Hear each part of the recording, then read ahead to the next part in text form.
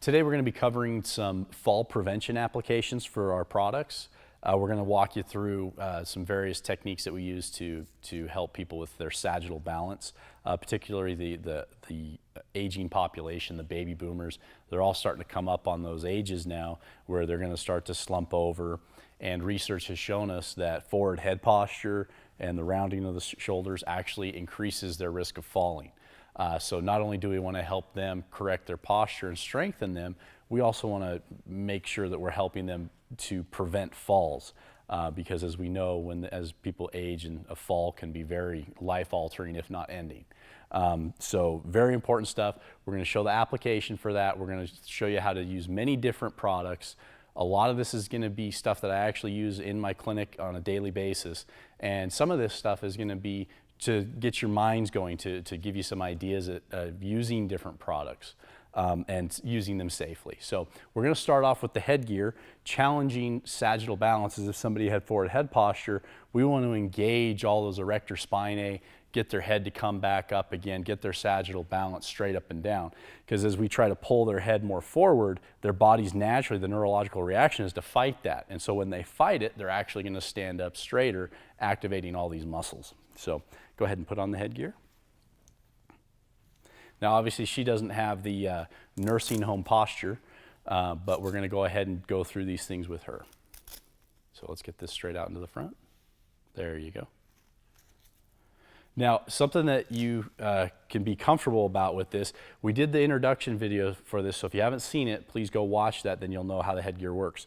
Some people might be worried, oh, well, what if they fall while you're working with them? You know, we try to not have that happen in a clinic, but, you know, I've been in practice for almost a decade, and it happens from time to time. You'll have all your measures in place, and just from time to time, somebody ends up on the floor somehow, some way. So be certain that you understand that when someone falls down or something and they have this on, it can slip right off the top of their head. We have other headgears that come around the chin and everything. I would never use those with an elderly patient. So you know, the advanced headgear that locks around the chin, don't use that with somebody who's having balance issues, because that one doesn't move, it doesn't give, it won't pop off the top of the head or anything like that, okay? So we're gonna go ahead and secure her to the anchor. Go ahead and scoot back. We're using a performance station, and go ahead and do your head retraction exercises.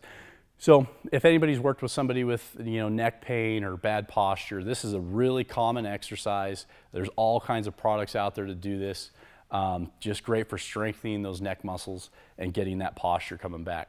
Now, this is great, okay? This is fantastic for static posture.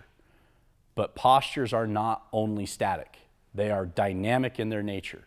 Whatever you see statically will only magnify itself in a dynamic setting. And you'll see this happen over and over again. Somebody has this posture, suddenly they become unbalanced, and they'll throw their head out even further, or when they run, I've seen lots of runners that they jut their head out more forward. So we want to actually try to create that scenario. So let's start off really easy, and we're going to have her take a step to her left and go ahead and do a head retraction. Good, and relax, and step, and retract. Good, and just keep doing that. Now keep going that direction. So as she moves out that way, you can see we're getting what I call a variable vector. This continues to change. Go ahead and work your way back. As it changes, it almost kind of puts a little bit of a rotational vector onto her head, okay, rotational force. So not only is she doing a head retraction, she's getting a little bit of a rotation in there too. Go ahead and come out this way, which is going to help kind of be more of a dynamic situation.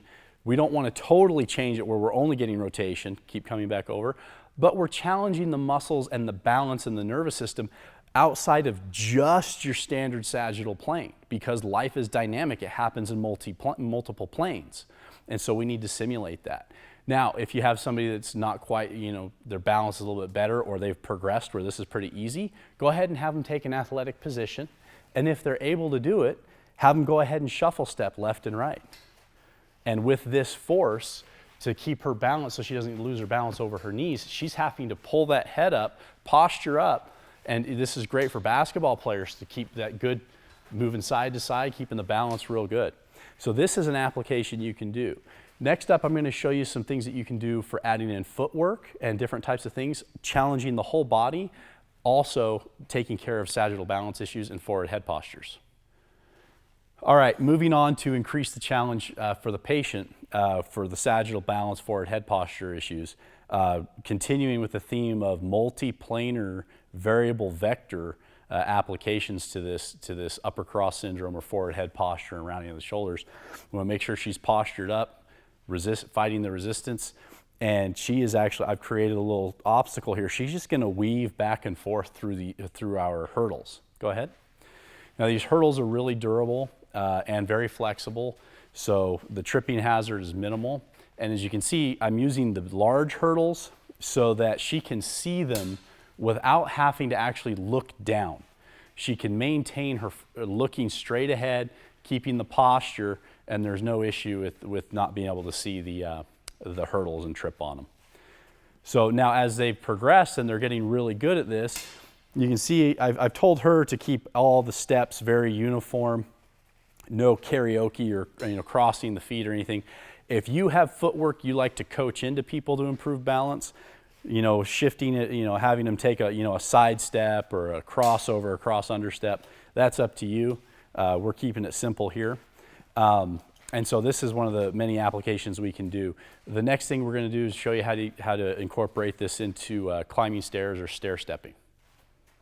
All right, we're continuing on with challenging forward head postures and slumped postures in daily activities, in full pattern movement, multiplanar, variable vector, things like that. So we're only going to actually be working in the sagittal plane in this instance right here, but we're going to be incorporating keeping the posture up while we're climbing stairs. Seniors and people with poor balance, stairs can be a real challenge, especially with this type of posture going downstairs or going upstairs. So we're going to focus on going upstairs. I've coached her to really accentuate her opposite leg, opposite hand movement as she climbs. Want to stimulate that vestibular system and also challenge that forward head posture. So go ahead and go up for me. Good. Just to the second one. Now, depending on your comfort level, or if you have a padded floor, mats, or an assistant that's going to be with them, or you're going to be with them the entire time, then you could have them go up a little bit higher if you want. You can do just fine, just like this, not an issue, and you can see it's not terribly tall or far. But we do have these boxes, our Ergo Elite plyo boxes that go rather high. So I'll leave that to your discretion. I typically will only go about too high. But as you can see, we're challenging this posture. Now, if we want to create something a little more interesting, they can go up and down, shuffle left, shuffle right, back to the middle, and back up the stairs. Hopefully this is really kind of getting your creative, kind of those creative juices going, and you can think of different ways to challenge your patients. Because the everyday monotony of just coming in, or a couple times a week coming in and just doing these really simple exercises can get really boring for the patient. And if they're really bored, then they dread coming to see you. This is a great way to keep your patients and your clients interested and excited about therapy. They're continuing to progress. They're getting new challenges, unique challenges that they haven't had before. And most of all, it's being applied to their daily life. And this is really something that can improve the way they function around their home and with their friends and family. Hey guys, I am Stephanie. I'm a fitness model for Stroops, and I haven't used that headgear before. I just did that little example for you guys, and as soon as I got it off, I could feel the difference. I definitely feel like my posture is a lot stronger and a lot more upright. It's a really awesome piece of equipment that I've never used before, and I can see great applications for it.